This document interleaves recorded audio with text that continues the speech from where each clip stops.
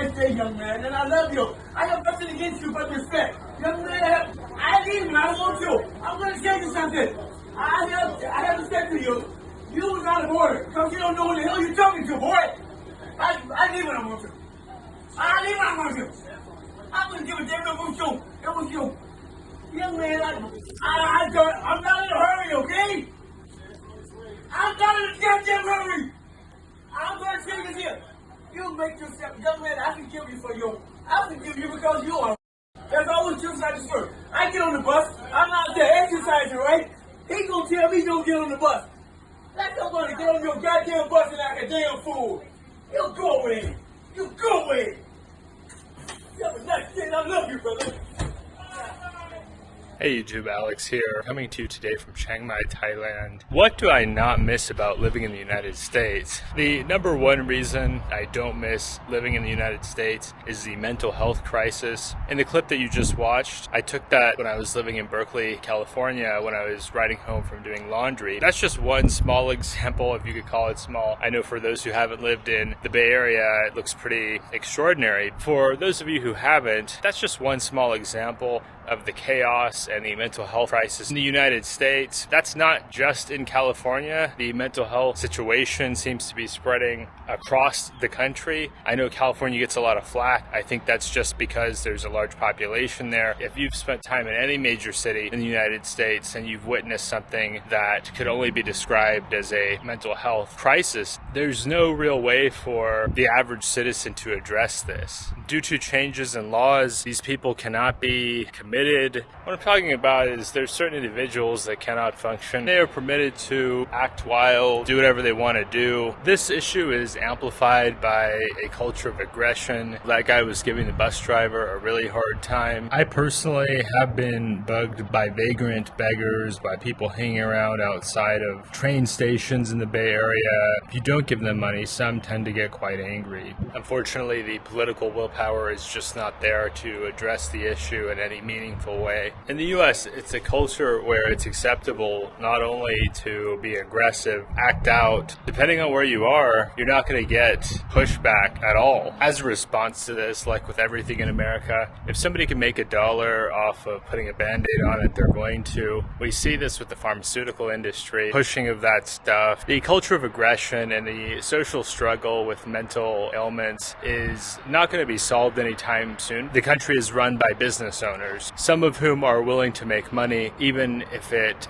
actively prevents certain problems from being solved. The desires of these business owners seems to supersede everything else. I could go on and on about that crisis in the US. I'm not going to in this video. Definitely check out some of my other videos if you're interested in topics like that. Alongside that, I've had various mental health ailments within my own family that I felt were not taken as seriously as they should have been. Some of that is due to being in an area with inadequate mental health resources, but some of that is also the culture of hustle and grind. The number 2 point here is high cost of living caused by, in part, artificial inflation. What is artificial inflation? That is inflation that is caused by poor policy and not just supply and demand. People act like, oh, America has supply and demand. Well, you look at the housing crisis. The housing crisis is not caused because Americans have forgotten how to build housing. Americans don't have the skills to build new houses. Americans are intellectually incapable of putting a house together. It's actually because of laws and zoning restrictions that fall under what many call NIMBYism. This policy artificially restricts the construction of new housing. It makes it such that 75% of dwellings in the United States are single-family homes, and if you can't afford that, you're going to be paying really high rent. A lot of people think, well, just change the laws, alleviate it. Well, now construction has become so expensive, you got on the ladder or you didn't. It's not a matter of, oh, they're going to suddenly make housing affordable. No, the government wants to put pressure on people and financial stress on people by artificially constricting housing, because not only does it make the existing houses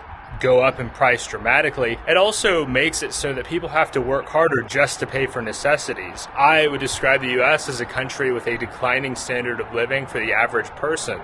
While it may be going up in absolute dollar amounts, that doesn't take into account what those dollars actually buy. If those dollars buy less housing, less food, less transportation, they're not necessarily getting ahead even if the number amount on their paycheck is going up. in an effort to survive, people give up a lot of the things that they used to enjoy doing because they need to work more hours to pay for things. The third point I have for you here is that there's a lot of unhappiness out there. You notice it when you look at videos of New York City or San Francisco or LA, and you look at the street level and people are walking with their heads down. They just look beaten down from the stress of working all the time, not getting enough rest, probably drinking a lot of coffee, and being overstimulated to get through what they need to do.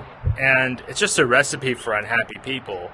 I think it's hard on relationships. I think it's hard on families. And I think that's why so many people are opting out of having kids these days. You also see this in road rage. I remember in my hometown, it was extraordinarily rare to see road rage when I was a kid. And now it's very commonplace. It's in the news on a regular basis. You see people just totally losing their patience while driving. And it's really another unfortunate sign. I frame it like the American working class people are beaten down. The next point number 4 is the loss of unique culture, and this is something I've definitely noticed since the pandemic where everything shut down. But it seems like everybody's kind of shifted away from any kind of tradition. They're just in the consumer mindset. As a result of that, I think people lose some of the things that make them interesting or unique. In lieu of tradition, people substitute politics or sports to get that tribal feeling going on. Because so many of us have moved around so much for work, like myself, then we don't really have roots in any one place. I am a migrant serf where I'm willing to move just about anywhere in the US for work. I don't really care where it is. And I think that was gone for a while. I think it might have been a thing a long time ago, but I think that's coming back where people, they just move to wherever the work is. They're not a homeowner where they're tied down to one location.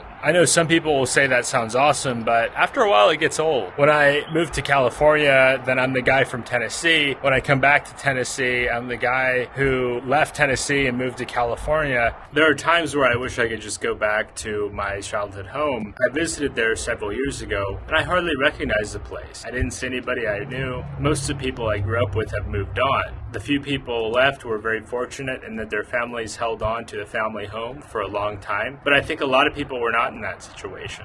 The fifth and final reason is the car dependency. I've been here in Thailand for close to 8 months without a car, and I don't miss it. It's a necessity where I'm from, and when I'm in my hometown, it's always nice to be able to use a personal vehicle, but part of that is a lack of public transit in my hometown. In my hometown, there's no train system. The bus system is pretty small. You're not going to get around on public transit. I don't know anybody that does, except for maybe some people that happen to live in a really good location where they can just get on one bus and ride 15-20 minutes, which isn't very many people. It's just not a robust system, let's say. But here in Thailand, not only are there a lot of things available within walking distance where I live in the city, but also there's songtaos, there's also tuk-tuks, there's grabs, there's a lot of different options for you to get around. You don't feel like you have to have a personal vehicle. Even in a city like San Francisco, really densely populated, even in Manhattan, one of the most densely populated cities in the United States, 50% of the people have a vehicle, personal vehicle. Outside of a small handful of expensive cities in the US,